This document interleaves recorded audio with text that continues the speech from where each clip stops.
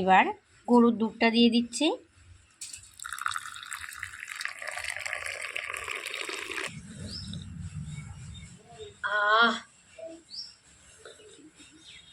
দারুণ দারুণ বন্ধুরা, দেখুন কতটা সুন্দর হয়েছে। আমি আপনাদের বলে বোঝাতে পারবো না, এতটা সুন্দর কালার এসেছে। নমস্কার বন্ধুরা, আমি মৌসুমি। আমার রান্নাঘর ছোট বৌমার কিচেনে আপনাদের সবাইকে অনেক অনেক স্বাগত। আমি আজকে মাত্র একটা উপকরণ দিয়ে আপনাদের কফির পাউডারটা বাড়িতেই তৈরি করে দেখাবো, নিজের হাতে তৈরি করে দেখাবো।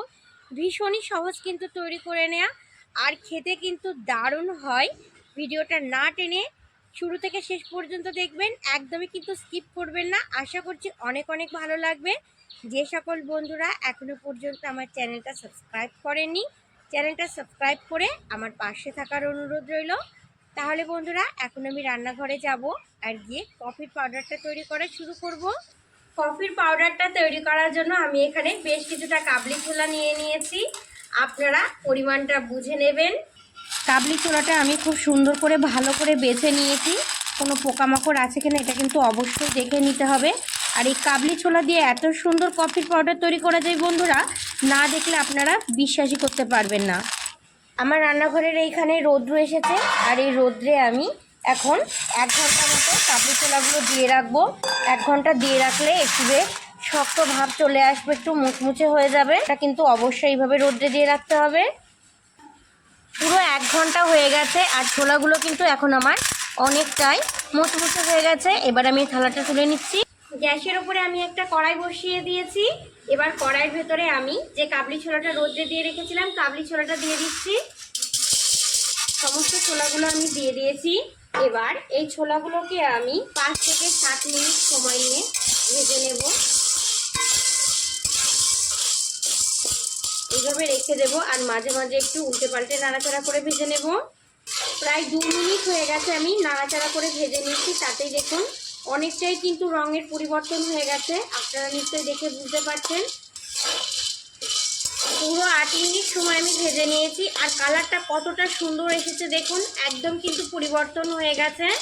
দেখুন কতটা সুন্দর কালার এসেছে। একটু সময় নিয়ে কিন্তু এইভাবে ভেজে নিতে হবে। এবার নামিয়ে নিচ্ছি।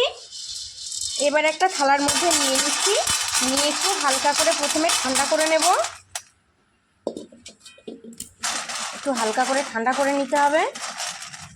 এবার একটা মিক্স জার নিয়ে নিয়েছি। মিক্স জারের মধ্যে আমি এবার ঠান্ডা হয়ে যাওয়া কাবলি ছোলাগুলোকে নিয়ে নিচ্ছি।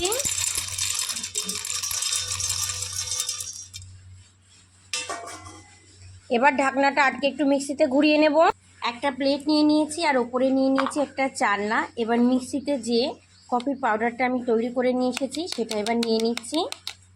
দেখুন কতটা সুন্দর কালার হয়েছে। এবার একটু আমি চেলে নেব। এইভাবে চেলে নিলে যদি কোনো দানা থাকে সেগুলো কিন্তু নিচে পড়ে যাবে। কালারটা কতটা সুন্দর এসেছে দেখুন।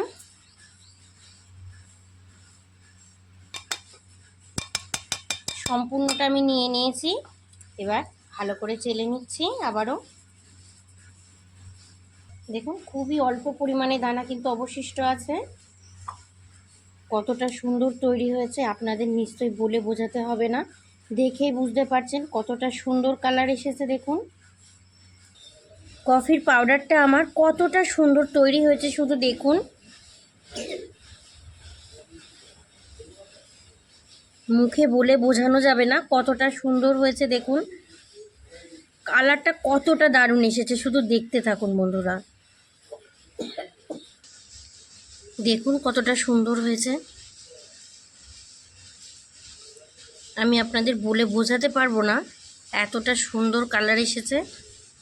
এবার আমি নিজের হাতে আপনাদের কফিটা তৈরি করে দেখাবো যে আমার তৈরি করা কফিটা কতটা সুন্দর হয়েছে। এখানে আমি এবার কিছুটা গরুর দুধ নিয়ে নিয়েছি, আপনারা চাইলে আমুল দুধ দিয়েও কফিটা তৈরি করতে পারেন। দিয়ে দিচ্ছি 1 চামচ চিনি।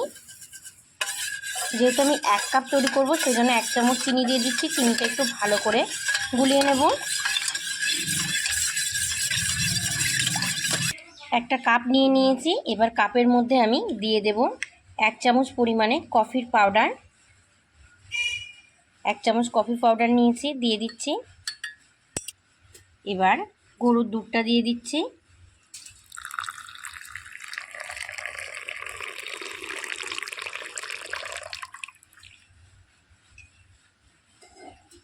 দেখুন কতটা সুন্দর হয়েছে।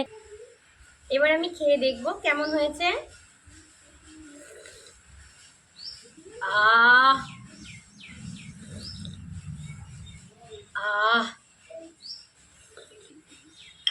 দারুণ দারুণ বন্ধুরা, বলে বোঝানো যাবে না যে কতটা ভালো হয়েছে। অবশ্যই একবার এইভাবে তৈরি করে খাবেন, দেখবেন দারুণ লাগবে। আমার আজকের তৈরি কফি পাউডারের ভিডিওটা ভালো লেগে থাকলে অবশ্যই ছোট্ট একটা কমেন্টে জানাবেন। ভালো থাকবেন আপনারা সবাই, সুস্থ থাকবেন। আজ এই পর্যন্তই, টাটা।